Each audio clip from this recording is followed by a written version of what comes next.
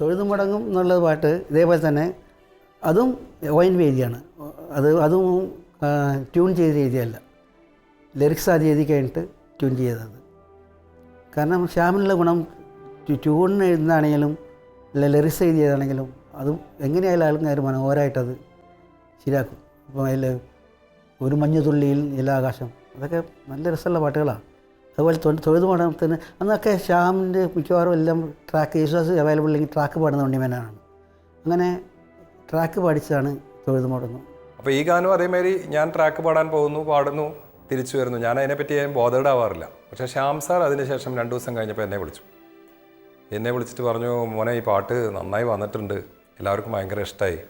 ശശിയേട്ടനോട് ഒരു വാക്ക് പറഞ്ഞു കഴിഞ്ഞാൽ ഈ ഗാനം എൻ്റെ ക്രെഡിറ്റിൽ വരുന്നു. ഞാൻ പറഞ്ഞു, അയ്യോ അതിനൊന്നും എനിക്ക് പറ്റില്ല, ഞാനങ്ങനെ ഡയറക്ടേഴ്സിനെ കാണാൻ പോകുക അങ്ങനത്തെ എനിക്കൊരു ഭയങ്കര ഹെസിറ്റേഷനുള്ളൊരു കാര്യമാണത്, അതുകൊണ്ട് എന്നോടത് നിർബന്ധിക്കരുതെന്ന് പറഞ്ഞു. അല്ല മോനെ, ഈ പാട്ട് വളരെ നന്നായി വന്നിട്ടുള്ളതുകൊണ്ടാണ് പറയണത്, ഇതെങ്ങനെയെങ്കിലും എൻ്റെ ക്രെഡിറ്റിൽ വരാൻ നോക്കണം എന്ന് പറഞ്ഞു. അപ്പോൾ ശശിയേട്ടനെ ഒന്ന് പോയി കാണണം. അപ്പോൾ അന്ന് മൊബൈൽ ഫോണൊന്നുമില്ലല്ലോ. അന്ന് ഞാൻ ശശിയേട്ടനെ കാണാൻ വേണ്ടി മഹാലിംഗപുരം അദ്ദേഹത്തിൻ്റെ വീട്ടിൽ പോകുന്നു. അപ്പോൾ ആദ്യം പോയപ്പോൾ അവിടെ ഉണ്ടായിരുന്നില്ല. എന്നിട്ട് വീണ്ടും പോയി ഒരിക്കൽ ശശിയേട്ടനെ കണ്ടു പറഞ്ഞു, ഇങ്ങനെ ഈ ഗാനം ശശിയേട്ടൻ കേട്ടിട്ടുണ്ടാവുമല്ലോ, സാധിക്കുമെങ്കിൽ അത് എൻ്റെ ക്രെഡിറ്റിലാക്കണം എന്നുള്ളൊരു റിക്വസ്റ്റ് ആദ്യമായിട്ടാണ് ഞാനൊരു ഡയറക്ടറോട് പോയിട്ടൊക്കെ സംസാരിക്കുന്നത്. അപ്പോൾ ശശിയേട്ടൻ പറഞ്ഞു, അതൊന്നും പറഞ്ഞിട്ടില്ല, അത് പറ്റില്ല, ഞാൻ യേശുവിനോട് പറഞ്ഞിട്ടുള്ളതാണ് എന്ന് പറഞ്ഞു. ട്രാക്ക് പാടി യേശുദാസ് ട്രാക്ക് കേട്ടുകൊണ്ട് ഇരുന്നിട്ട് പറഞ്ഞു, നന്നായിട്ടുണ്ടല്ലോ ചേച്ചി, ഇതെന്തിനാ മാറ്റുന്നത്, ഇതന്നെ മതി. അങ്ങനെ യേശുദാസ് നിർമ്മിച്ചിട്ടാണ് പാട്ട് ഞങ്ങൾ ട്രാക്ക് ട്രാക്കിൽ യേശുദാസ് പാടാണ്ട് ഉണ്ണിമേനോട് പഠിച്ചത്, ആ പാട്ട് വെച്ചത്. തൊഴുതു മടങ്ങും സന്ധ്യയുമേതോ വീതിയിൽ മറയുന്നു, ഈറൻമുടിയിൽ നിന്നിട്ടിട്ടു വീഴും നീർമണി തീർത്ഥമായി, കറുകപ്പൂവിനു തീർത്ഥമായി. തൊഴുതു മടങ്ങും സന്ധ്യയുമേതോ വീതിയിൽ മറയുന്നു.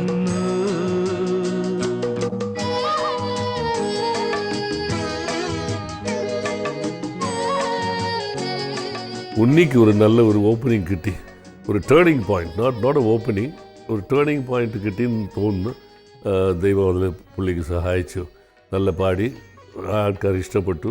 അതുപോലെ ചില പേര് എവിടെ ദൈവം ആർക്ക് കൊടുത്തിട്ടുണ്ടെന്ന് നമ്മൾ അറിഞ്ഞുകൂടാ. നോട്ട് ബിക്കോസ് ഓഫ് സംബഡി, ദൈവം കൊടുക്കുന്ന. പഴയ കോവിലിൻ സോപാനത്തിൽ പതിഞ്ഞൊരീണം കേൾക്കുന്നു,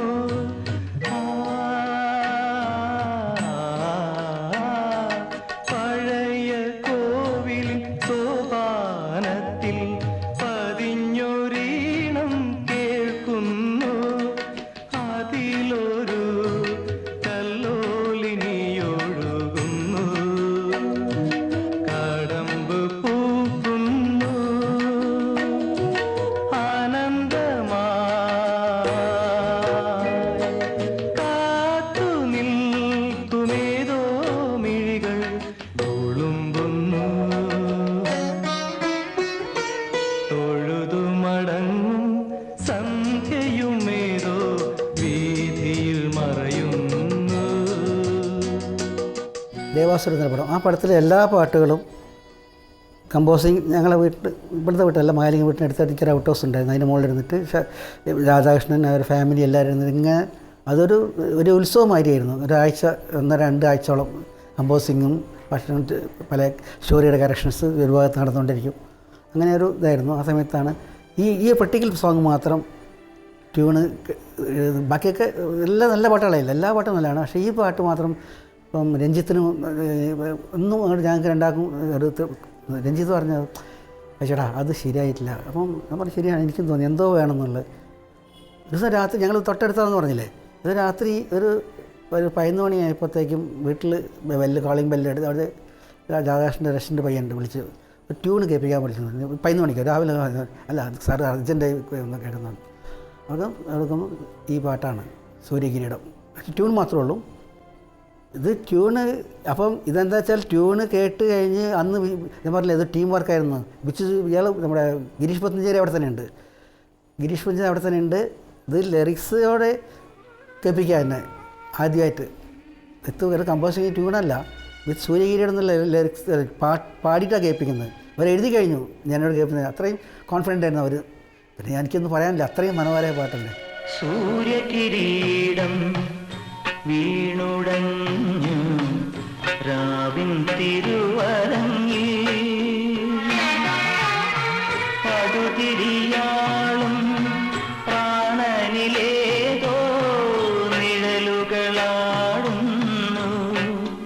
നീറും സൂര്യകിരീടം വീണുടഞ്ഞു രാവിൻ തിരുവരങ്ങിൽ.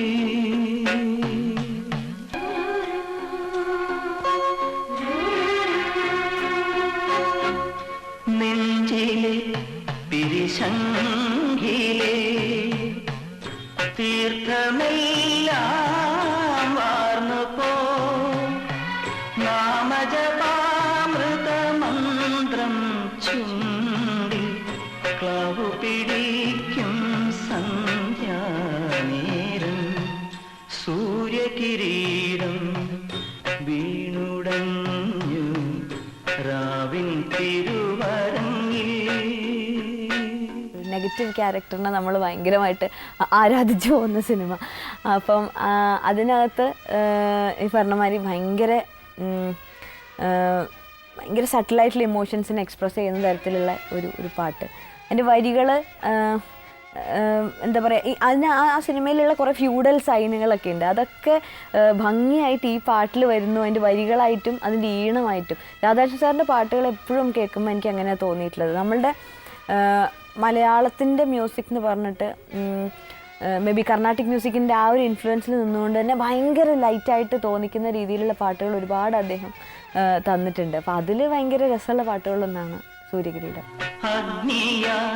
കരൾ നീറവേ മോക്ഷമാർഗം നീട്ടുമോ ഇഹപരശാപം തീരാമേ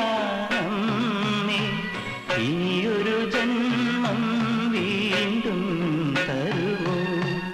സൂര്യകിരീടം വീണുടഞ്ഞു രാവിൻ തിരുവരങ്ങിൽ